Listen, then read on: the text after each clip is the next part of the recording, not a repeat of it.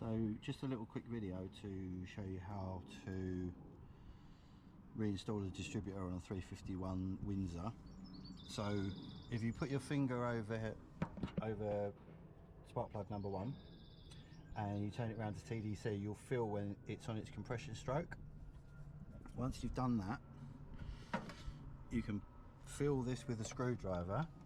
Put a screwdriver in the spark plug hole, which is here, and using preferably a ratchet like this on the crank, you can effectively turn that until this is at the top of its stroke.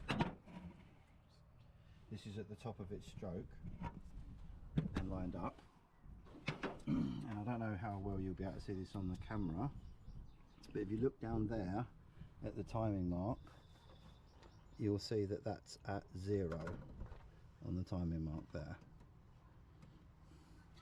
So that is now at top dead center. And then we take the distributor.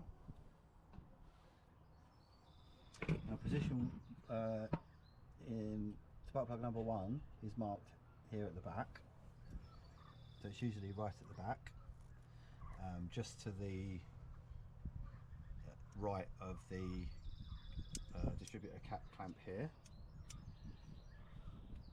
And these are notoriously fiddly to get in because there's a drive pump gear at the bottom here that needs to be aligned.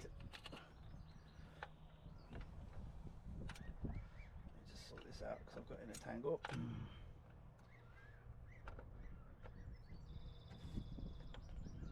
And so as you drop the distributor cap in, it will turn like that, like so.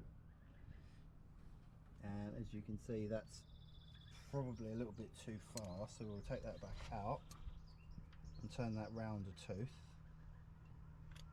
which is there, which is there.